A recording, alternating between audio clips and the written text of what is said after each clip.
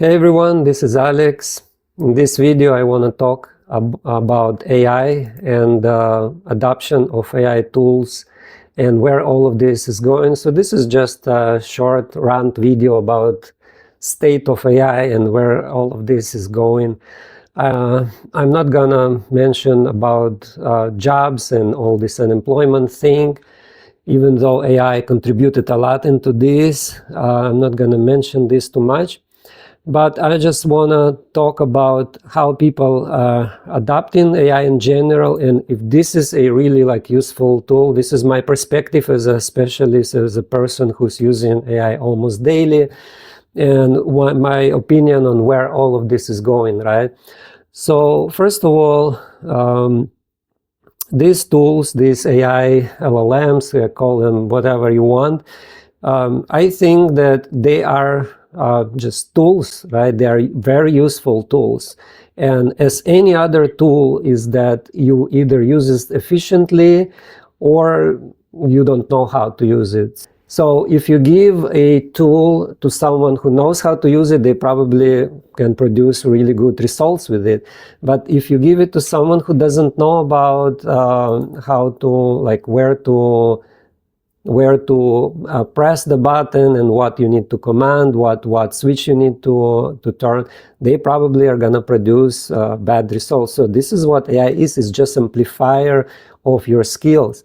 So if you have amazing skills, amazing coding skills, you code it, you develop a lot of things in the past, it can give you this boost. It will give you this, it can speed up some of the things, but at the same time there's a lot of reports that people found that AI is slowing them down because they found more time debugging and fixing these bugs with AI. But for a person who don't know anything about coding and they are just prompting something to the model and they get some output, and they don't verify it, they don't understand what's going on, they just see that, okay, it works, and they have this dopamine hit that nice, oh my god, this works, so-called vibe coding, right?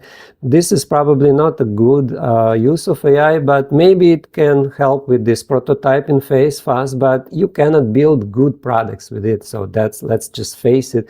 To build a good product, what it takes to build a good product, it takes a lot of iterations, a lot of improvements. You fix one feature, then another bug appears. You fix one bug, the other bug appears. You have another two bugs. Then you have maintenance and support, and you handle releases and updates, and then testing and all of that. And if you don't know how all this wired, how all this works, you simply cannot do this. So here is my opinion on this. If you are not using AI and then you just let's say that you're expert in some specific domain, right? You're really good at coding or good at like architecture and all of this, and you're just manually doing this, that's probably not perfectly a perfect way right now. But if you are using AI and just 100% blindly trust it, that's also not good. So the truth is probably somewhere in between, when you prompt something and then review and then use your guidance, use your expertise to guide the model and to tell exactly what you want, and this can save you a lot of time. So from my own perspective, from my own experience, I've been using all different type of LLMs. I'm using Claude Code and Codex, and they're all amazing in some specific domains, but in some cases, for example, Claude generates some UI, some components, and when I check it, it looks okay, right? It looks that UI is there, but it's horrible. It's bad user experience. And if you don't have any background in UI or in user experience, you probably will not see this, and you will just trust the model. But your users will get confused. They will see this. They will simply open your product. They cannot find a button or something like that. and they're gonna confuse, and they will abandon your product with someone else's product that is much better. That's why it's so important to know these things. And me, as a specialist in this area, I can see these things. I can see that the button is not in the right place. When I try to maybe click the button and some action happens, the page reloads. Instead of this, it needs to redirect user somewhere. And I have to guide the model and keep reprompting and reprompting until I get this desired output. And that's how the good products are built. And without this, without my expertise, I cannot guide the model. If I'm just prompting and accepting what the model gives me, it's gonna produce really, really bad result. And it doesn't matter what skills you use and what rules and skills and all of these things that you can find on internet. It doesn't matter. I have used a lot of skills. I tried PRDs and documents and memories and all kind of stuff. And it doesn't matter what you use. The model will still that's just the way that how these things work. They will still produce these errors and still need human validation, right? Without human validation, it's just a messy tool, and you'll get messy results. And you start seeing it on internet all over the place. You start seeing these websites that look identical, that use the same fonts, the same typography, the same colors, and creators of this website who just prompt it and get this result, they are so amazed, and they are telling that, hi, look, I created this, this is amazing, I cannot compete with this, and we are all doomed. But when I look at this, it's horrible. It's equivalent with the templates that used to be like a bootstrap templates in the past that looks identical and similar, and you can see them all over the place right now, and they all look similar. And when regular user, when people are visiting these websites, they see the same things, and they don't understand what your website, how you are different, what your website does, what your tool does. Guess what? These people will leave your website. They're never gonna use it. And because people are simply tired and bored of these things, they want to see something new, something different. They want to see how your tool specifically solve the problem. They don't want to see the same fonts and colors that everyone else is using. And users have this feeling that it looks the same as something else that I saw just 5 minutes ago. So do you think that they will get amazed on your instrument serif font or your green color? Of course not, because there are thousands of websites that look the same right now. So this is my perspective on this one. And what AI is really good is that I'm using it at repetitive tasks, right? I create specific skills for repetitive tasks, and I know that these skills are working good for me. I can validate the output and it saves me a lot of time. So this is it's a big difference from when you just don't know and get some result. In my case, I know exactly what AI is producing, and I'm accepting the result that I want, that I need. And I validated it hundreds of times, and I know that the result is correct. So don't try to ignore AI, try to use it efficiently in some repetitive tasks.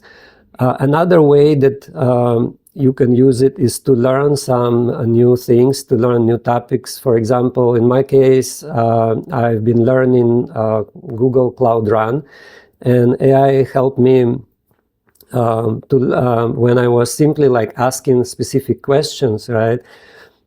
Because I'm new to this, it was giving me these right answers, right? And I can basically read it. So use it as your assistant and teacher, right?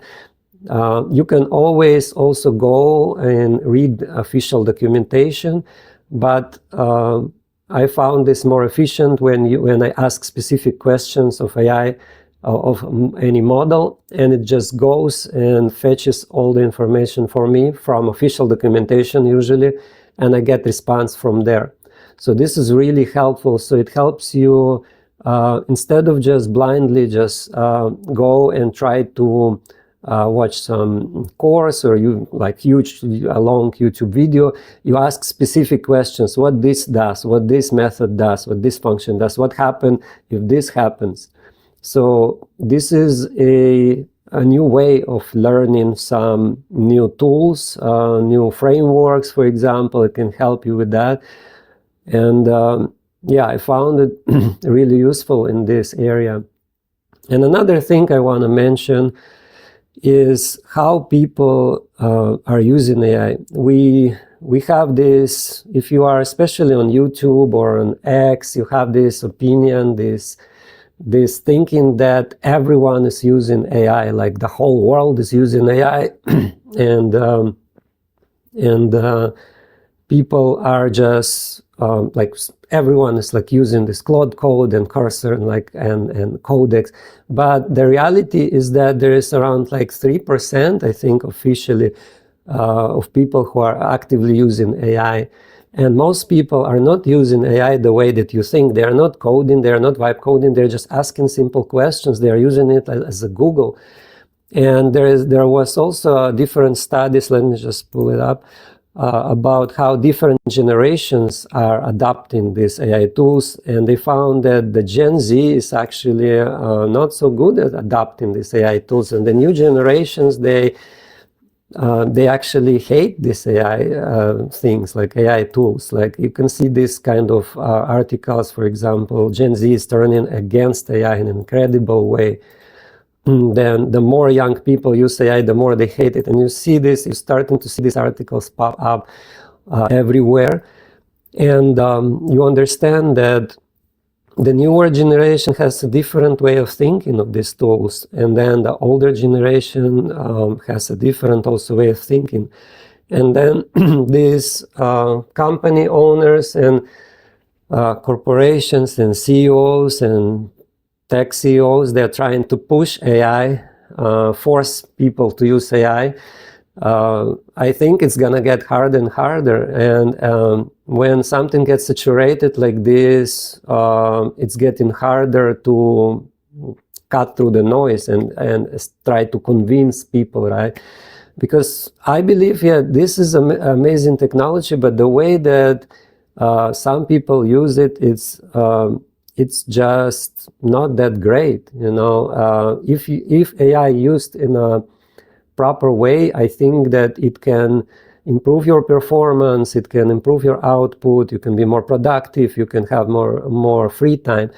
But there's a lot of posts about that people are actually more burned out. They are more exhausted and anxious because these models are always running.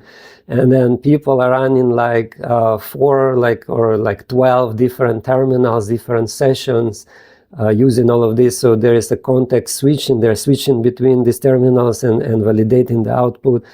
And then after this, they post something that, oh, I'm burned out, I'm taking a break. So another thing that people mentioned is that they feel anxious if they buy some plan, and then they know that there are some tokens. I actually experienced it myself. I know that there are still tokens left, and I need to use these tokens. And if I'm not working, if I'm not producing some output, if I'm not prompting, I'm not using these tokens. So I feel that I'm like wasting money or wasting time. So this is another thing that people starting to notice.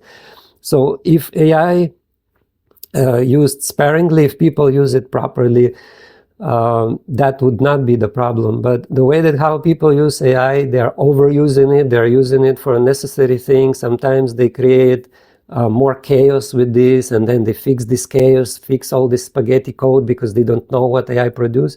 So this is a not good case of using AI.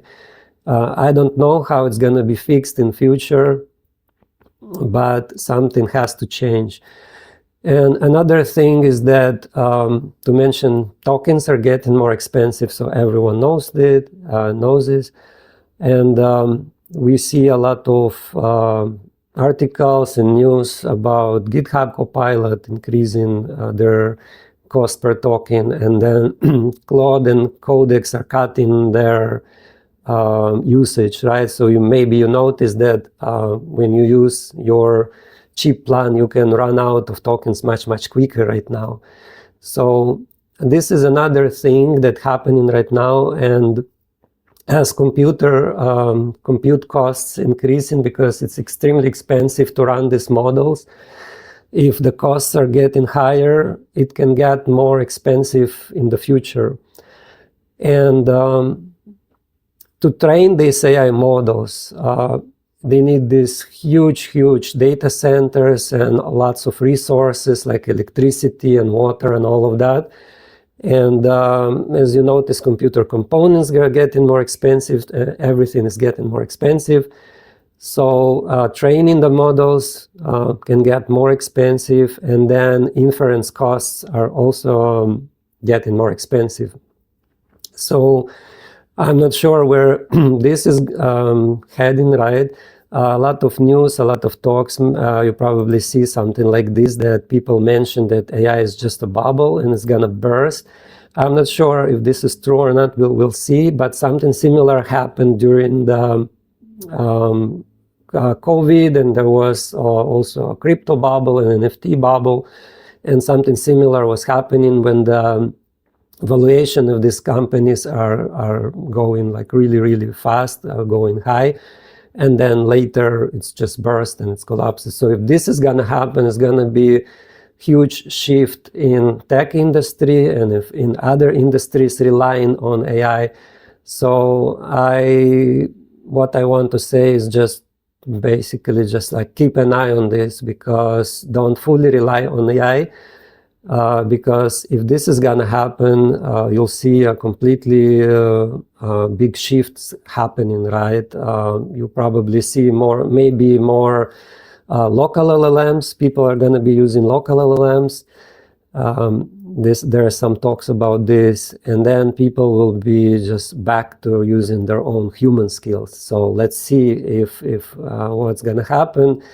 Because this is a famous image where it shows basically that these companies are reinvesting, basically fueling each other. Microsoft puts into this, and NVIDIA is in the center of all of this because they produce chips and GPUs and all of this. So they are the one promoting it heavily, Anthropic promoting it heavily, OpenAI, everyone is keep promoting. They need more and more users, and they need to hook more users so they can keep pumping more money into this, and they keep investors keep spending money on these things. So they need this wide adoption. And from my understanding, people are adopting it, but they need much bigger population. So what you see on X or on YouTube or on some platforms, it's just a small, also a small portion of people using AI the way that these companies probably want them to use. They want that you will use it for like generating code, generating images, asking questions, learning, and all of this. And the more people start using it, the more compute they need. And what they found is that it's much harder to serve these people, but the more users they have, the more investments they can get. So I'm again just speculating about this, not sure what's going to happen, but just keep an eye on it, think about it, that it's probably going to change in these coming years, and don't rely fully like 100% on AI. Try to use your, don't delegate your critical thinking abilities, try to make decisions on yourself, try to use it as a tool and delegate this repetitive task to it, because that's where I think that it's really saving a lot of time. And try to use it as a learning tool, and don't try to fully delegate your thinking capabilities to AI, because there was also studies about cognitive declines, that people who use heavily AI, they stop using their brain, basically starting to forget the things and starting to forgetting basically how to do it themselves, like using their head. So that's probably it for this video. So just want to share my opinion on this. Let me know in the comments if you have anything else to add, and See you around. Bye.